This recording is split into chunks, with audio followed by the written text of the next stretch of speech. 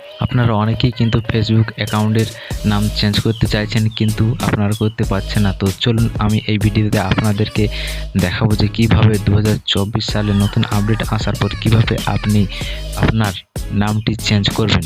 তো ভিডিওটি বেশি দেরি না করে ভিডিওটি শুরু করা যাক।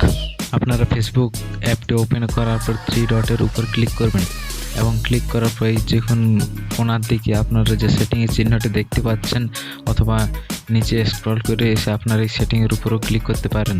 তো আপনারা সেটিংয়ের উপর ক্লিক করবেন।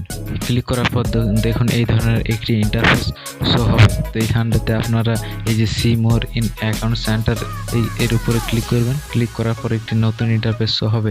এরপর দেখুন এই যে প্রোফাইল যে লেখা আছে, এই প্রোফাইলের উপর ক্লিক করবেন। প্রোফাইলের উপর ক্লিক করার পর একটি নতুন এই ধরনের ইন্টারফেস হবে। তো ধরুন আমি এইখানে আপনারা আপনাদের যদি যতগুলো ফেসবুক অ্যাকাউন্ট থাকবে প্লাস আপনাদের ইনস্টাগ্রাম অ্যাকাউন্ট অ্যাড করে যদি থাকে, তাহলে সেগুলো কিন্তু আপনাদের এইখানটাতে শো হবে। তো আমি প্রথমে অ্যাকাউন্টের উপর ক্লিক করছি। ক্লিক করার পর দেখুন এই ধরনের একটি ইন্টারফেস শো হবে।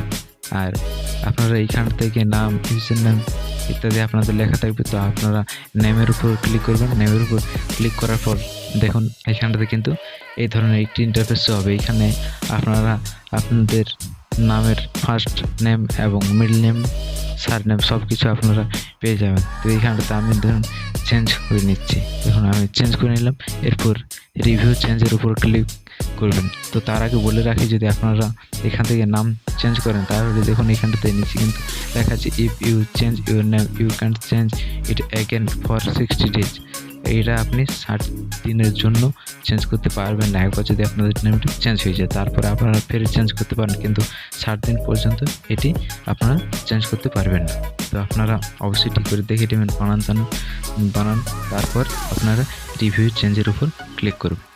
রিভিউ চেঞ্জের উপর ক্লিক করার পর দেখুন এই ধরনের একটি ইন্টারফেস হবে, যেখানে দেখুন এখানটাতে আপনার নাম এবং টাইটেল উলটপালট করে দেওয়া থাকবে। তো আপনাদের যেরকম ইচ্ছা আপনারা করে নেবেন। তা আমি প্রথমটাতেই থাকতে দিচ্ছি, আপনারা চাইলে সেকেন্ডটাতে করে নিতে পারেন।